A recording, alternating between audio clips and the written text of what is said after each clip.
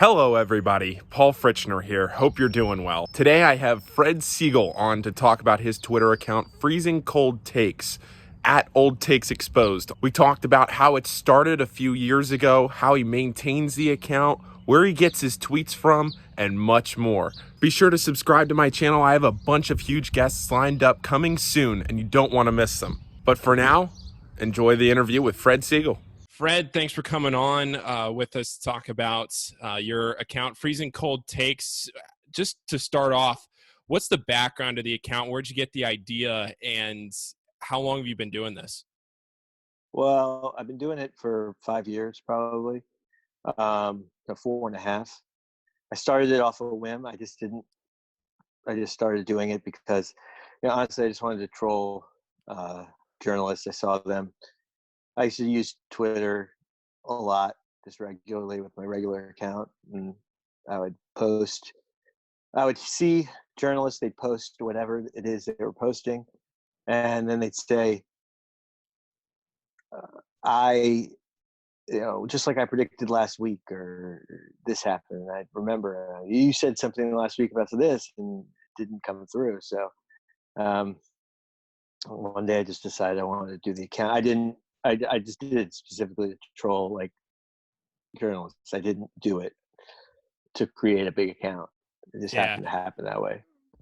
And you were a lawyer right before you were doing this, and then you gave that up Yeah, to do this full time? yeah, yeah. I Yeah. was a lawyer for 8 years. And then what allowed you to be able to do this full time? Did you just realize the traction you had on it? Yeah, I mean, I wanted to give up my lawyer job for a long time. So it was a long time in the making, but I don't necessarily um, make even close to what I was making as a lawyer. Yeah. Yeah. So how long do you spend on Twitter every day? Are you on there all day, every day? Are you watching games, or what's your strategy and how you handle the account? Are you just filtering what people send you, or how do you handle it? Yeah, I get a lot of mentions. I'm not on all day, but I'm on a lot. I get a lot of mentions from people. They tell me, they give me suggestions. I get a lot of the same ones all the time, and I don't really have like a base, a uh, like a folder or things like that. I just do it as something comes along. Now it's a little more tricky because there's not really any sports. There's not really any news that you react to. It's a lot of times it's just reacting to games and news. So it's just random now. You just It's post so random things. so how do you filter everything? If there's an event or a game from 4 or 5 years ago and you want to go back, and all of a sudden, as soon as the buzzer sounds or as soon as the touchdown scored that ends the game, whatever it is, and you have all those tweets ready to fire off, how do you have all that stuff ready? Is it a bookmark? Is it a folder, or how do you handle that? Well, if something's happening during a game, well, a team is up by two touchdowns, and you could start saving them to the bookmark in case something happens. But most of the time, I do it. I don't have it filtered. I don't have anything in folders. People are tagging me a lot on things from a long while back, right after the game ends, right after the coach gets fired or something like that. But I have a good search. I can search really well. As a lawyer, I got really good searching, so I know how to use the search terms very well to get uh, anything I want, or find good tweets. Like as the situation arises, you can look for certain things and certain time periods. You go on like Wikipedia or something, and you find out a time period of when something happened. So if a coach gets fired, you find out the date the coach was hired, and you look around and that name of that coach, and then you'll see like, oh, home run hire. Like if you look at searches, if you look at a search coaches, you look at a search of that name at that time. So Yeah. at the time they got hired. So is it a one-man show? Is it just you, or do you have any help with it now? Now that it's gotten a It's little just bigger, me. it's just you. One man show. Yeah, one man show. Just me. So when you have some of these bigger games and some of these takes that people maybe, I'm trying to think of one off the top of my head. I can't think of one right now, but some of these ones where you've put a video compilation together because there's so many, is it just because you feel like you want to be able to not miss anything, or do you just like putting that stuff together? Sometimes I like putting that together, like the video compilation. If it's a series, if you have NBA playoffs is one, and Major League Baseball playoffs are great examples. NBA playoffs is a tremendous example of this, probably the best example. You can see how it's starting to swing, and you can start putting things together before it. So let's say, like, when a team's up 3-1 playoff series, or 2-1, maybe the Bucks went up 2-0 on the Raptors last year, and then you saw the Raptors came back and won 2. Yeah. Well, then that there's a good chance, like there's a 50-50 chance the Raptors may win this series, especially the way it's looking. So you can start putting things together. And the NBA playoffs are very spread out. The game, there's never one games on back-to-back nights. So you have so much time to find things to put it together the way it's swinging.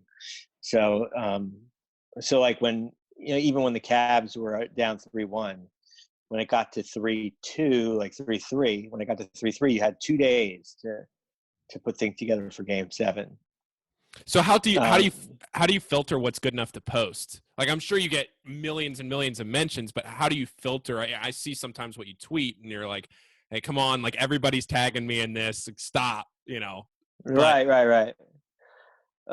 It depends. I mean, most of the time, it's going to be somebody who's at least known or has a blue check, or at least known throughout the sports world, or even just the world.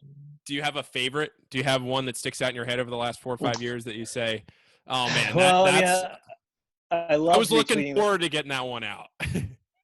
Well, I mean, a lot of the guys who are frequently posted because they say a lot of hot takes, they're tagged me a lot. They're not really my favorites anymore because I feel like it's old. But like the account back after this with the Mike Francesa posts. I love the Francesa ones. I love them. They're very unique too because they're not tweets. He watches the show and records it, so it's very. No one else has that stuff. So like, because no one else is just watching the whole entire show and recording it. So, unlike Callum Cowherd or Stephen A. Smith or whatever, all their hot takes are promoted, especially with the Fox guys. The Fox people, Fox social media team, and the Fox team promote those hot takes as they're said. I mean, they love to promote them, so they're always memorialized there. Everyone sees them. Yeah. So you went to the University of Florida. Do you have any takes from maybe Florida or other teams that you're fans of that have pained you to realize that you have to go back and maybe, I don't want to say expose yourself, but. Well, no, I mean, I'm a huge University of Florida fan, especially for basketball and football. Football. There was, I don't really have any takes for myself, but I'm not really the type who just like posts tweets about takes. Ironically, I just don't do it. Like, I don't know. I'm just not really that type of person. But I could tell you that there was one game when Florida was up like 21-3 at halftime versus Tennessee in 2016, and everybody was just trashing Tennessee and Butch Jones, and then they came back and won, and they just dominated us in the second half. And I had instead of like turning off TV and being upset, I had to deal with posting all those old posts. So it was really annoying. But I'd love for the Florida football to be more relevant and surprise people even more, or in the past certain amount of years, it's just that they haven't really had the expectations of being that great. So there was never really, when they did bad, it was never really like, I have all these takes to post. So, yeah. I mean, that's annoying when I have to do that with Florida. Can you think of any one time when you've ever I don't know, pulled the trigger too quick or exposed someone too early, and then it's come back that it wasn't cold in the end? Or have you It learned happens a now? lot. Yeah.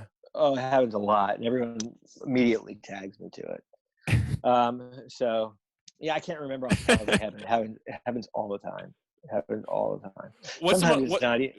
Go ahead. Yeah. No. Yeah. Yeah. Sometimes they're not even that bad, but people really like to get me, and I'll just post it anyway, just to placate everybody. But yeah, a lot of times, I mean, there has been times where it's been bad. What's the most frustrating thing dealing with the account, or like with people or mentions or Twitter in general?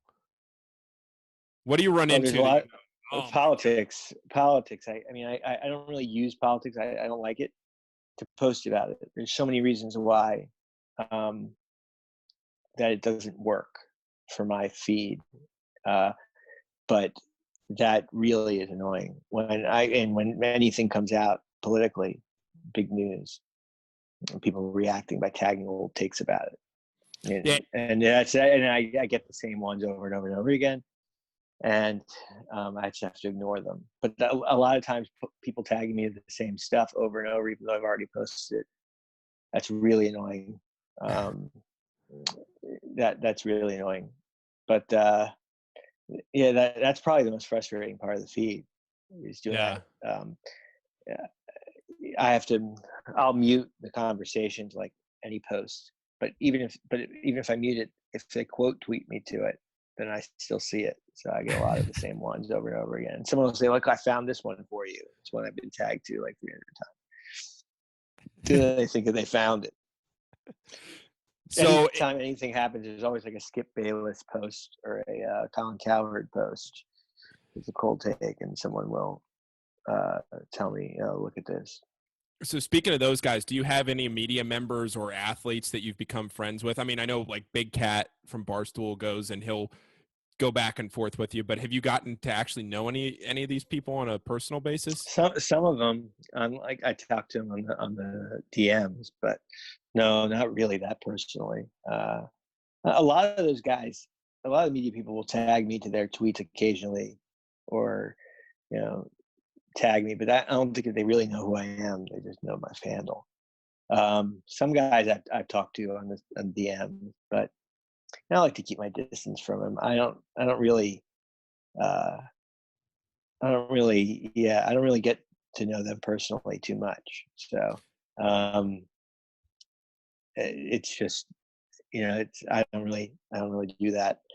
Uh, but I do talk to them sometimes on DM. A lot of the people, the news people will, or the sport, they like to send DMs to me about, like someone that they don't like having a Yeah. cold take, and then say, "Don't say I sent you," and then I'll post it. Yeah, yeah. As if like I found it myself. Yeah.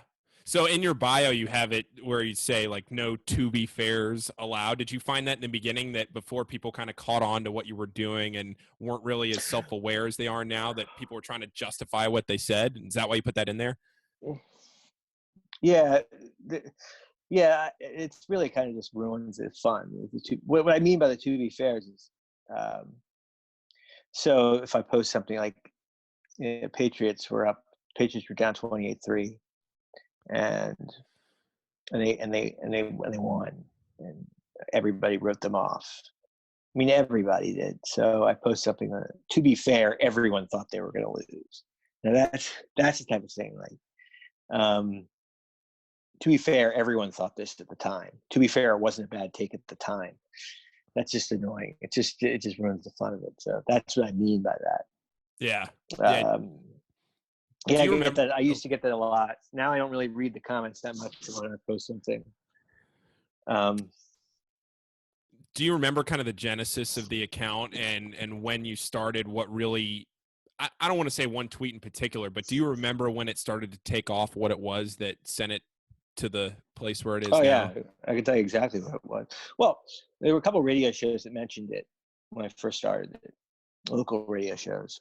They saw about it and mentioned it, and then so it got up to like 2,000 followers. But then Sports Illustrated wrote an article on it, and the author of the article would tweet about it and put the handle on and the tweet, and that blew it up. I mean, that was like in February 2016, and that was it. I mean, went up from like 2,500 to like 10,000. Yeah, in 2 from there days. take it So off. yeah, after that, people started talking about it. I went on TV shows and stuff, radio shows, um, and and stuff like that, podcasts. Yeah, yeah. And so now you're not only doing that, you have the This Day in Sports clips too, right? You're Oh, running I that love again. that. Yeah, I started that. I mean, I've been doing that on Instagram for over a year, but once the virus hit and I knew there was going to be no more sports, I was like, I'll move it over to Twitter too. So I mean, I've been working on that thing for like three years. So I have all the dates and everything. So it's pretty easy now to put together. It's just like a project I was doing. I like just like looking for clips and things like that. So yeah, that This Day in Sports clips. Yeah, that's I love it. So that's I'm trying to build that one up on Twitter too. Build that one back and forth. Well, Fred, that's all the questions I had for you. I really appreciate you taking the time to talk about the account. I know everybody loves it. I mean, you're close to 400,000 followers now. You're looking at, let me check here, 376,000 now. I mean, what's that like for you to be able to see that and see the traction it's gotten? I mean, it's got to be fun, right? Yeah, I mean, at the time, like when I first started, it was pretty crazy, but now it's not the same. It's not the same as it used to be, but it's still fun. It's cool. I mean, it's cool to reach a lot of people all the time. You can have good conversations with people. Yeah. Cool. All right, Fred, thank you very much. Appreciate it. Thank you. Thanks. Talk to you soon. Hope you all enjoyed that interview with Fred Segal. Be sure to like this video, leave a comment for who you want me to talk to next, and of course, subscribe to the channel. Like I said in the beginning, a lot of big guests coming up soon. You don't want to miss them. Stay tuned. And again, thanks for watching.